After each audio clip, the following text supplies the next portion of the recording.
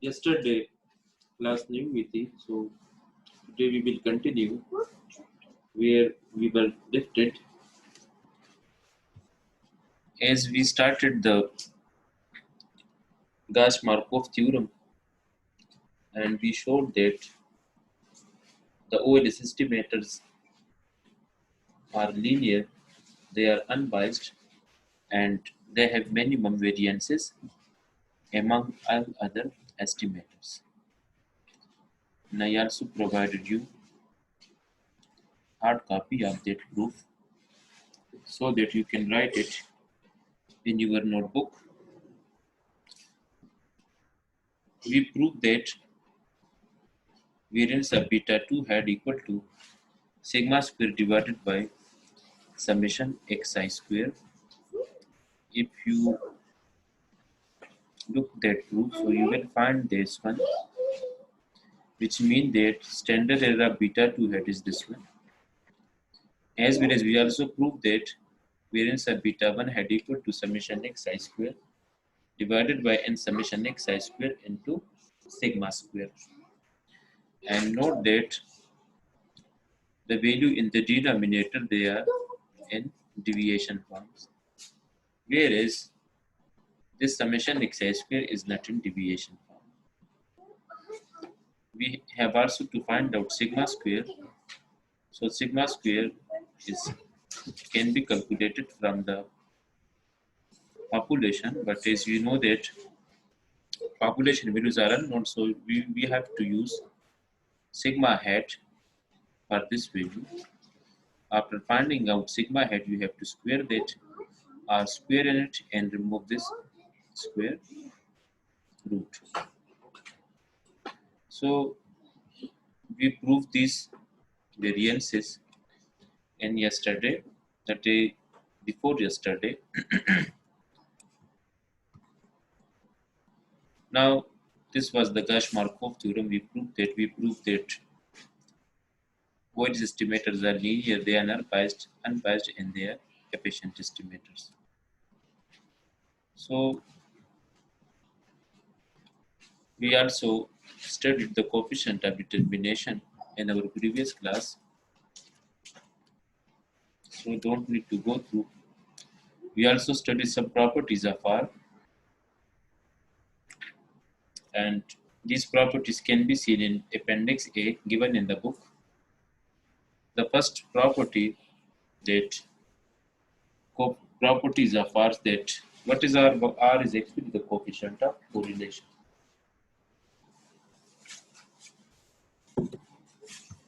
The first property of the coefficient of correlation that it can be positive or negative. The sign depending on the sign of the term in the numerator, which means the sample covariance of the two variables. As you know that if you look at the formula of the coefficient of correlation, you will see that R equal to covariance of xy divided by variance of x and variance of y square root. Now, as you know that variances are always positive. They cannot be negative. A data set either having variation or not. So if a data set having variation, it will be positive, and if it's not having any variation, then it will be zero. There is no such concept of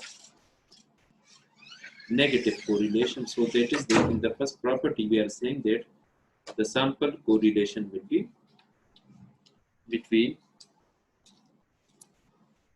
positive, and it is depending upon the covariance. That is in the denominator we have variances, and variances cannot be negative. The only negative thing can be covariance. So if coefficient of correlation is negative, it means that the covariance is negative. And if coefficient of correlation is negative, is positive, we mean that the covariances are positive. So the sign of the coefficient of correlation that is totally depends upon the sign of in the denominator. Sorry, in the numerator. And what is in the denominator?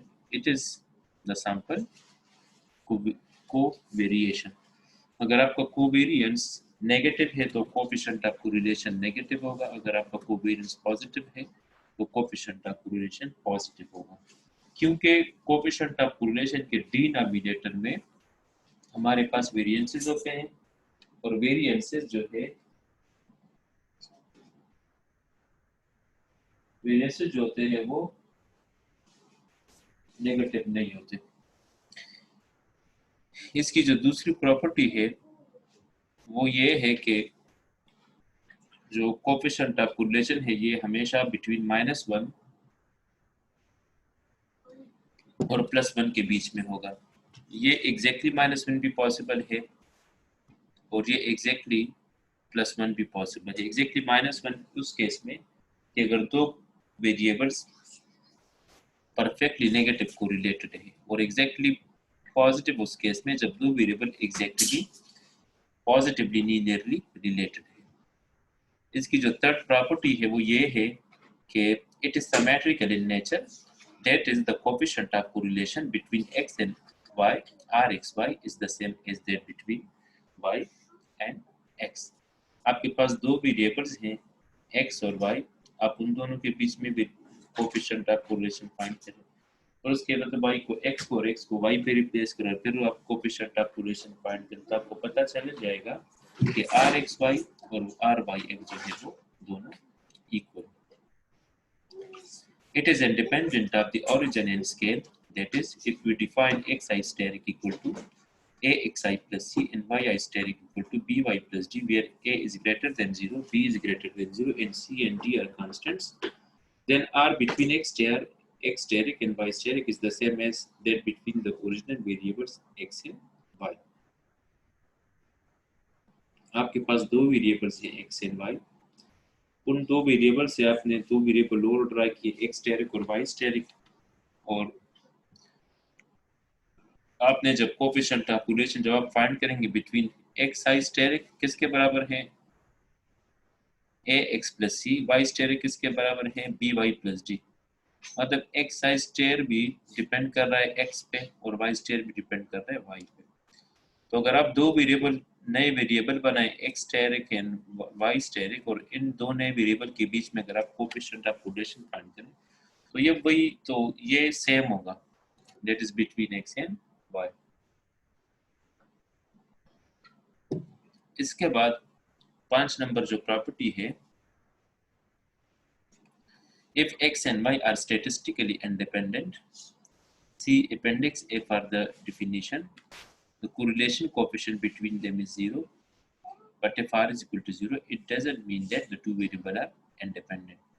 In other words, zero correlation does not necessarily imply dependence। ये बात clear कराने के लिए आप थोड़ा सा book में appendix ए देख ले तो आपको पता चल जाएगा कि व्हाट डज इट मीन। अगर स्टेटिस्टिकली x और y स्टेटिस्टिकली इंडिपेंडेंट है तो फिर कोरिलेशन जो होगा बिटवीन देम दैट इज 0, मगर इसका जो कन्वर्स है that is but if r equal to 0, it does not mean the two variables are independent. In other words, zero correlation does not necessarily imply independence। अगर दो variable independent है तो फिर आप ये बता सकते हैं कि उनका r 0 है, अगर r 0 है तो उससे आप इस बात को क्लियर नहीं कर सकते कि दो वेरिएबल आपके पास, जरूरी नहीं होता कि वो दो वेरिएबल आपके पास इंडिपेंडेंट। और इसके लिए फिगर 3.11H भी आप देख सकते हैं और अपेंडिक्स ए भी देख लेगा। फिर भी आपको कोई मसला है तो हम इसको नेक्स्ट लेक्चर में क्लियर कर लेंगे। सिर्फ याद रखें कि स्टैटिस्टिकली इंडिपेंडेंट का मतलब है कि जब आप दो वेरिएबल के बीच में कोई टेस्ट करते हैं और उस टेस्ट से आपका H0 रिजेक्ट होता है और फिर आप हाइपोथेसिस टेस्टिंग की बुनियाद पे कहते हैं कि कोएफिशिएंट ऑफ कोरिलेशन जो है वो 0 है। और अगर आपके पास r 0 हो गया विदाउट टेस्टिंग इट स्टैटिस्टिकली तो इट डजंट मीन कि दो वेरिएबल जो है वो आपके पास इंडिपेंडेंट है। मतलब इंडिपेंडेंट अगर दो वेरिएबल है तो r 0 होगा, अगर r 0 है तो हम ये नहीं बता सकते कि दो वेरिएबल इंडिपेंडेंट। 6 नंबर पे जो है it is a measure of linear association or a linear dependence only, it has no meaning for describing non-linear relationship। ये जो कोएफिशिएंट ऑफ कोरिलेशन है ये जस्ट आपको लीनियर रिलेशनशिप के बारे में बताएगा। अगर दो वेरिएबल के बीच में नॉन लिनियरिटी है, मतलब y बराबर है x स्क्वायर के, y बराबर है x क्यूब के, y बराबर है x पावर 4 के, y बराबर है e पावर x के, तो फिर हम इन दो वेरिएबल के बीच में हम कोएफिशिएंट ऑफ कोरिलेशन वाला जो फार्मूला है वो हम नहीं लगा सकते। याद रखें कि जब भी हम बात करते हैं कोएफिशिएंट ऑफ कोरिलेशन की, तो इसका ये मतलब होता है कि we have to measure the linear relationship between the two variables. अगर दो वेरिएबल्स के बीच में रिलेशनशिप नॉन लीनियर है, जिस तरह यहाँ पर लिखा हुआ है कि y equal to X square, तो फिर हम ये रिलेशनशिप को r पे फाइंड आउट नहीं कर सकते। फिर नेक्स्ट वन, अब यहाँ पर ये भी बताया गया है कि ये रिलेशनशिप जो है y equal to X square, ये परफेक्ट रिलेशनशिप है। परफेक्ट का मतलब है जब आपके पास x की वैल्यू जो होगी ना, तो फिर आप 100% y की वैल्यू निकाल सकते हैं। मतलब x 1 हो तो y भी 1 होगा, x 2 हो तो y 4 होगा, x 3 हो तो y, तो आप x से y को निकाल सकते हैं। तो इनके बीच में तो परफेक्ट रिलेशनशिप है, मगर इसका r 0 होगा, इसका जो r है वो 0 होगा, और इस वजह से 0 होगा कि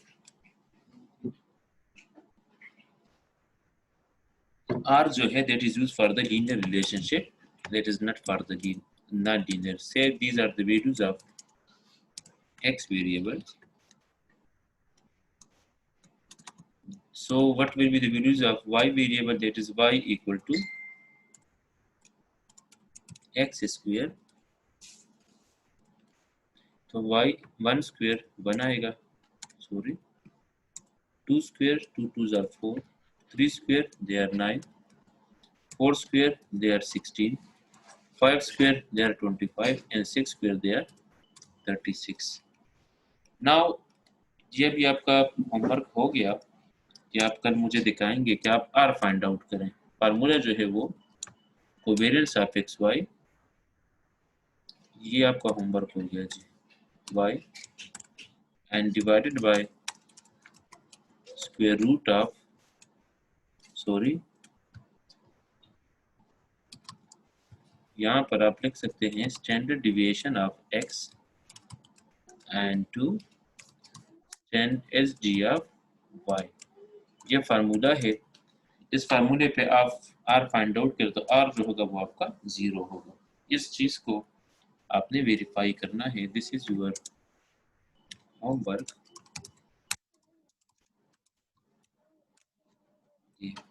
अब यहाँ पर आप तो देख सकते हैं कि x और y जो है वो जो है ना परफेक्टली रिलेटेड है, परफेक्टली, मगर r पे जब आप फाइंड करते हैं तो r पे आपको ये पता चलता है कि 0 है। मतलब r जो है ये जस्ट आपको लीनियर रिलेशनशिप बता रहा है, इसका जो है ना वो नॉन लीनियर रिलेशनशिप अगर है दो वेरिएबल के बीच में, तो r जो है वहां पर उसकी जो वैल्यू होगी नॉन लीनियरिटी केस में वो 0 होगी। आप सोचे होंगे कि what is linear relationship. For example y equals to a plus x, where a is any constant। तो अब ये linear relationship between y and x, तो अगर लीनियर रिलेशनशिप हो तो फिर r जो है ना वो 0 नहीं होगा, बल्कि वो कोई ना कोई उसकी वैल्यू होगी। y आपके पास से आपके पास y बराबर है ax के, सॉरी ax के बराबर है, से आपके पास y बराबर है a minus x के, and so on. So these are linear relationship. As you can see that the power of x is 1, and we discussed that what is meant by linearity in our previous lectures. So this is your homework. You have to verify that for these values of x and y, r will be equal to 0. What is r? What r is the coefficient of correlation. You can see that there is a perfect relationship between x and y, but the value of r is equals to 0. Now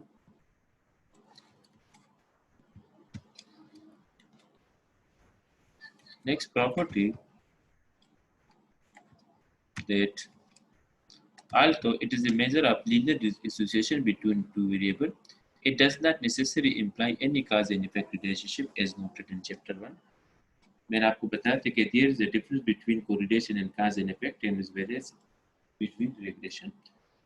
यहाँ पर correlation जो है just आपको correlation बता रहा है, it's not having anything with the cause and effect. ये आपको ये नहीं बता रहा कि x की वजह से y में कितना चेंज आ रहा है या y से y की वजह से x में कितना चेंज आ रहा है. This is just a linear association between two variables, not causation.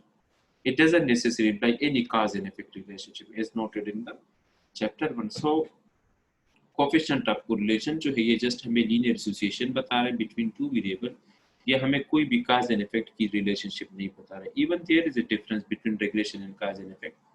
कुछ relationship one way होते हैं और कुछ relationship two way होते हैं. तो मतलब मैंने आपको अगर हम दोबारा वही फर्स्ट लेक्चर रिमाइंड करें जिसमें हम कंजम्पशन केनेजियन मॉडल की जो है ना वो हमने उसको डिस्कस किया था. तो ये एक थ्योरी है कि अगर आपका इनकम इंक्रीज होते तो कंजम्पशन इंक्रीज होता है, बट इसका कन्वर्स जो है वो ट्रू नहीं है. मतलब अगर आपका कंजम्पशन इंक्रीज हो रहा है तो it doesn't mean that our income will be increase. So वो कॉज एंड इफेक्ट नहीं है. तो इसी तरह यहाँ पर भी हम ये कहते हैं कि जो कोफिशिएंट ऑफ कोरिलेशन है वो जस्ट आपको लीनियर एसोसिएशन बता रहे. It have anything with the cause and effect relationship. Now there is an numerical example on page 87 and 90 of the book. There will be a question on the midterm exam similar to the ones in the example. आपका जो midterm exam होगा तो उसमें भी ऐसा एक question हो सकता है कि वो आ जाए. एक तो मैंने आपको ये होमवर्क दिया, ये भी आपके होमवर्क थे. आप पेज 88 देख लें. पेज 88 और पेज 88 पे ये एक एग्जांपल है. ये वही इनकम और जो है ना वो कंजम्पशन है. Families have 1, 2, 3, 4, 5, 6, 7, 8, 9, 10. $80 ये उसका इनकम है और ये वाई उसका एक्सपेंस है. So from these raw data, the following calculations are obtained, and the reader is advised to check them. आपने इसको चेक करना है. आपने बीटा 1 हेड फाइंड करना है, आपने बीटा 2 हेड फाइंड करना है, आपने variance of beta 1 head find करना है, आपने variance of beta 2 head find करना है, आपने कोवेरिएंसेस फाइंड करने हैं, आपने सिग्मा स्क्वायर हेड फाइंड करने हैं. ये जो कोवेरिएंसेस है ना इसका जो प्रूफ है वो मैं आपको प्रोवाइड करा दूंगा. इसी तरह सिग्मा स्क्वायर का जो प्रूफ है वो भी मैं आपको प्रोवाइड करा दूंगा. आर स्क्वायर जो है वो कोफिशिएंट ऑफ डिटरमिनेशन है, आर जो है वो कोफिशिएंट ऑफ कोरिलेशन है, और जो एस्टिमेटेड रिग्रेशन लाइन है वो आपके पास यू बनेगा. मतलब Y I hat equal to beta 1 hat. तो बीटा 1 हेड की जो वैल्यू है वो 24.45 plus beta 2 hat. Beta 2 hat की जो वैल्यू है वो 0.5091 है xi. तो आपने ये सारे जो चीज़ें हैं जो बुक में एग्जांपल है इसको आपने इसकी आपने वेरिफिकेशन करनी है. ये और भी ये इन्होंने ये सॉल्व भी है, इसको आप थोड़ा सा वेरीफाई करेंगे इस क्वेश्चन को. यहाँ पर ये आपका y है, ये x है, x y को मल्टीप्लाई किया गया है, ये उसका टोटल है. फिर x स्क्वायर है उसका टोटल है. फिर आपने मीन फाइंड करना है which is आपने स्मॉल xi फाइंड करना है which is equal to xi minus x bar. आपने x बार फाइंड करना है, फिर हर x के हर एक वैल्यू से x बार को सब्ट्रैक्ट करना है. ये वैल्यूज आएंगी. सम ऑफ x माइनस x बार वो 0 होगा. और यहाँ पर ये जो है ना मीन फाइंड आउट किया गया. y का जो मीन है वो 111 है, xi का जो मीन है वो 170 है. वो आप किस तरह फाइंड आउट कर सकते हैं. यहाँ पर सम ऑफ x जो है वो 1700 है और उसको 10 पे डिवाइड करें बिकॉज वी हैव 10 वैल्यूज 1 2 3 4 5 6 7 8 9 10. तो आपका ये जो x बार है मीन है वो 170 आ जाएगा. अब यहाँ पर x आई तो माइनस x बार आपका 170 हो गया. x की जो फर्स्ट वैल्यू 80 है, 80 minus 170 which is minus 90 and so on. इसी तरह the value of the y bar is 111. 111 कैसे आएगी? यहाँ पर जो y का सम है वो 110 है और उसको आप डिवाइड करें n पे. What is n? 1 2 3 4 5 6 7 8 9 10. So 110 divided by 10 which is equal to 111. Again you have to find out capital Y minus y bar which is small y. ये देखिए ये वो डेविएशंस फॉर्म है जो मैंने आपको प्रीवियस लेक्चर में मैंने आपको बताया थी. अब यहाँ पर एक आप स्मॉल एक्स आई फाइंड करें, एक स्मॉल वाई आई फाइंड करें, तो उसका जो टोटल होगा ना वो 0 होगा, because sum of X I minus X bar 0 and sum of Y I minus Y bar is also equal to 0. अब यहाँ पर स्मॉल एक्स आई के हर एक वैल्यू को स्क्वायर करें. यहाँ पर जो फर्स्ट वैल्यू है एक्स स्मॉल एक्स आई की वो माइनस 90 है, उसको स्क्वायर करें तो 90 इंटू 90 इज 8100. इसी तरह minus 70 square and so on. और इस एक्स आई स्क्वायर का टोटल के वेट इज 33 एंड 0000 सॉरी 000 1 1 2 3 3 हाँ 3 है, 30 है. इसके बाद अगर एक्स आई वाई आई को ज़रब दे दें, स्मॉल एक्स आई और स्मॉल वाई आई को दोनों पे फाइंड आउट किए, उसको मल्टीप्लाई करें तो आपके पास small x i y i आ जाएगा. फिर 9 नंबर कॉलम पे वाई आई हेड आप कैसे फाइंड करेंगे? फर्स्ट आप यहाँ पर एक बीटा 1 हेड फाइंड करें which is summation x i y i divided by summation x i square. Summation x i जो है वो 16800 है और समेशन एक्स आई स्क्वायर जो है समेशन एक्स आई स्क्वायर वो 33000 है. ये दोनों डिवाइड करें, ये आपके बीटा 2 हेड आएगा. इसी तरह बीटा 1 हेड आ जाएगा. तो यहाँ पर ये जो सॉरी ये दूसरे एग्जांपल तो नहीं, वही है, हाँ वही एग्जांपल है. अच्छा ये अब यहाँ पर एक्स आई है ना वाई हेड, तो एक्स आई की जो फर्स्ट वैल्यू है वो यहाँ पर 80 है. तो इस इक्वेशन में एक्स आई की जगह फर्स्ट वैल्यू 80 फिट करें तो आपके पास वाई हेड की फर्स्ट वैल्यू आ जाएगी. इसी तरह फिर दूसरी वैल्यू फिट करें तो आपके पास सेकंड वैल्यू आ जाएगी एंड सो ऑन. अब आप वाई हेड फाइंड करें. What is this? This is between observed and predicted estimated. तो Y I minus Y head, Y आई की फर्स्ट वैल्यू 70, वाई आई हेड 65.1818. सब्ट्रैक्शन करें ये आ जाएगा. इसको टोटल करें, इसका जो टोटल है 0 आएगा which is the verification their solution ui hat equal to 0. अच्छा फिर इसके बाद वाई आई हेट और यू आई हेट को ज़रब दे दें. ये आपका वाई आई हेट है, यू आई हेट है 65.1818 मल्टीप्लाई बाय 4.8181 ये आ जाएगा. फिर second one third one and so on और ये भी approximately equal to 0. So this is your homework and you have to verify this. इस क्वेश्चन को आपने पूरा वेरीफाई करना है और ये आपने जो है मुझे सब लोगों ने सॉल्व करके मुझे फिर सेंड करना है. और पेपर पॉइंट ऑफ व्यू के लिए ये जो हमने ब्लू प्रॉपर्टी पढ़ी, हमने जो एजम्पशंस पढ़े हैं, ये जो एग्जांपल हम कर रहे हैं, they are extremely important mid term में और फाइनल टर्म में दोनों जो है वो इम्पोर्टेंट है. अब पेज नंबर 88 पे ये क्वेश्चन गिवन है. इस चैप्टर का मैं आपको असाइनमेंट भी प्रोवाइड करा दूंगा. ये थोड़ा सा इसको वेरीफाई करते हैं. पेज नंबर 88 पे इसी एग्जांपल को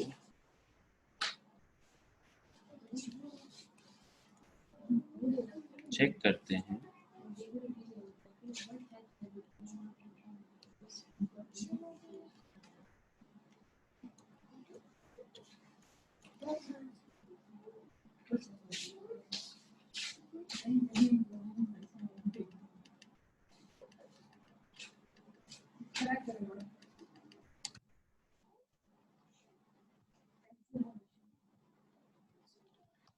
ये वो क्वेश्चन है टेबल 3.2. आप बुक में देखें पेज नंबर 88 पे.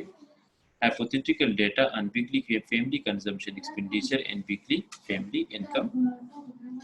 ये तो यहाँ पर ये जो 3.6.1 है ये सब आपने वेरिफिकेशन इसकी करनी है. इसी तरह आपने 3.6.2 की ये भी आपने वेरिफिकेशन करनी है. यहाँ पर ये सारी चीज़ें जो वहाँ पर टेबल है ये सेम वही टेबल है जो बुक में आपका अवेलेबल है।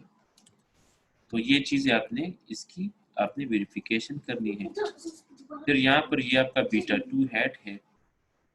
अगर आप बीटा 2 हैट का मतलब है कि अगर आप x में 1 यूनिट चेंज करते हैं तो y में कितना चेंज आएगा। अब यहाँ पर x में अगर 1 यूनिट आप चेंज करते हैं तो y में 0.5091 चेंज आएगा।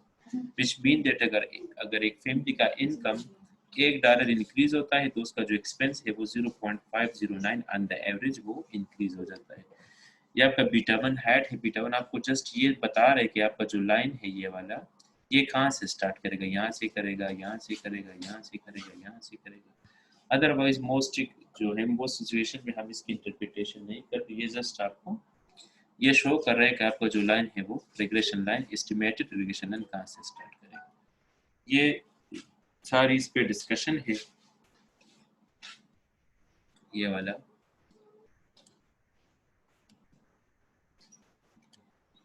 और ये जो क्वेश्चन है एग्जाम्पल 3.1 ये वाला consumption income relationship in the United states,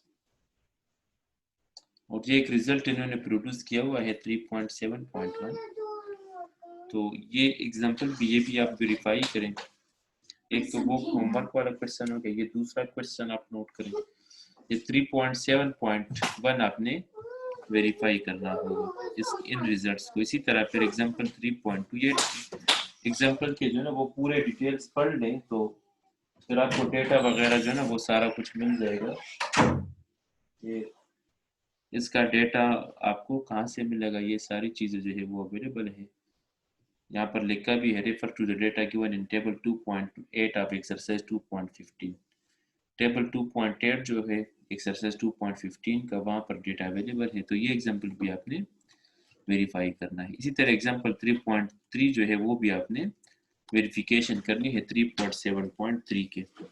तो ये एक तो वो क्वेश्चन हो गया। और ये आपका जो है ना ये चले ये आपका असाइनमेंट 1 हो गया। This is your assignment 1। वो एक क्वेश्चन वो हो गया। दूसरा क्वेश्चन 3.1 ये सारी आप वेरिफिकेशन करें। 3.2 ये सारी आप वेरिफिकेशन करें। 3.3 सारी वेरिफिकेशन करें। ये जो रिजल्ट्स गिवन है ये वाले variance standard errors R square and sigma square hat ये सारा आप वेरीफाई करें। डेटा जो है वो टेबल 2.6 पे अवेलेबल है। तो टेबल 2.6 का डेटा यूज करो, ये चीजें आप वेरीफाई करें।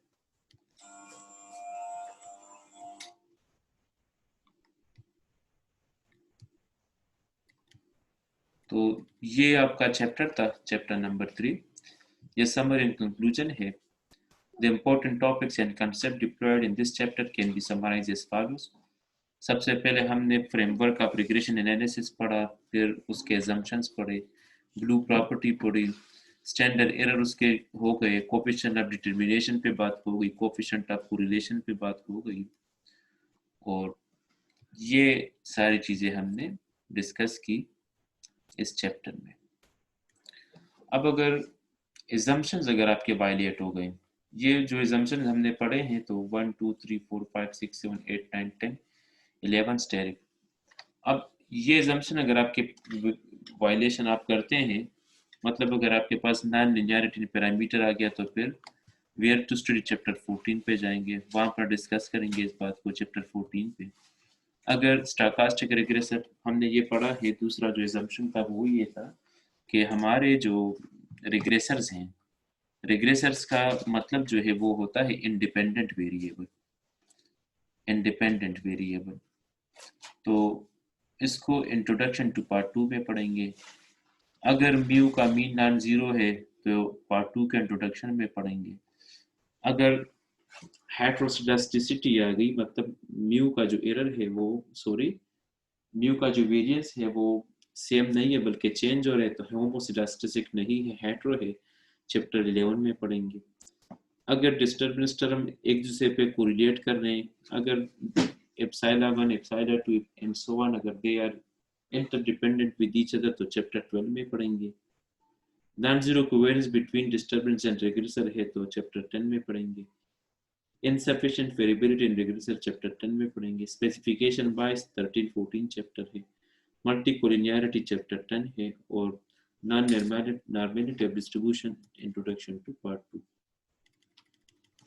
अच्छा, अब आते हैं एक्सरसाइज की तरफ। जो आपके असाइनमेंट नंबर 1 चल रहा है, असाइनमेंट नंबर 1 में मैंने आपको एक होमवर्क दिया, फिर मैंने आपको 3.1 एग्जाम्पल, 3.2 एग्जाम्पल और 3.2 चलते जाएं। इसके बाद आपका जो है given the assumptions in column 1 of the table, show that the assumptions in column 2 are equivalent to them। ये मैथमेटिकल प्रूफ है। 3.1 हो गया। फिर 3.2 show that estimates beta 1 hat equal to 1.572 and beta 2 hat equal to 1.357 used in the first experiment of table 3.1 are in fact the OLS estimate। ये आपने बताना है। 3.3 पे आपने 3.3 भी करना है, 3.4, फिर आपका 3.6 हो गया, 3.7, फिर 3.8, फिर 3.9, फिर suppose you run the following regression. ये आपका 3.10, 3.11, 3.12, 13, 14, आपका 15, 16, 17 और फिर प्रॉब्लम्स आ गए 3.18।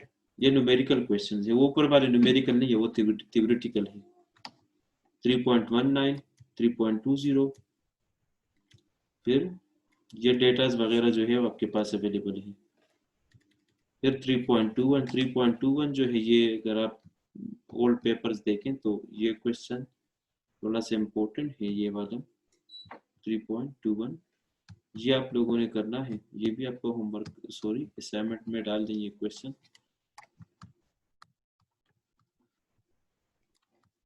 फिर नेक्स्ट वन 3.22 डेटा अवेलेबल है नीचे। 3.23, 3.24, 25, 26, 27 ये अपेंडिक्स ए, जिसमें डेरिवेशन ऑफ डी स्क्वायर है मैंने आपको कराए हैं, जिसमें लिनियरिटी एनालिसिस प्रॉपर्टी है मैंने आपको कराई है, जिसमें समेशन के और ये जो चीज़ें हैं ये मैंने आपको कराई है। ये ब्लू प्रॉपर्टी अगर आप करें, ये वही ब्लू प्रॉपर्टी है, मैंने डिटेल के साथ पढ़ा है। अब यहाँ पर जो चीज़ हमने नहीं की और जब मैंने आपको भी पहले बताया कि इसका मैं आपको नोट्स भिजवा दूंगा, तो वो अब आप यहाँ पर अपेंडिक्स से भी कर सकते हैं, covariances between beta 1 hat and beta 2 hat. अगर मैंने आपको कोई क्वेश्चन दिया है असाइनमेंट में आपने कोवेरियंस फाइंड करने हैं, तो इसके जो फार्मूले हैं आपको यहाँ पर मिल जाएंगे और इसका जो प्रूफ है वो भी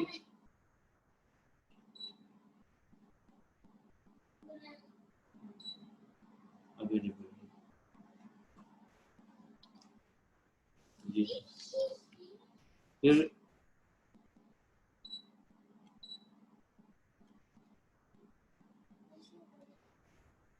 लीस्ट स्क्वायर एस्टिमेटर जो है वो सिग्मा स्क्वायर उसका जो फार्मूला है वो भी यहाँ पर गिवन होगा। नीचे तक आते जाएं, ये और इसको आप देख सकते हैं इक्वेशन नंबर 18 में। फिर minimum variance property of least square estimators, ये मैंने आपको ब्लू प्रॉपर्टी में सारा प्रूफ कराया था।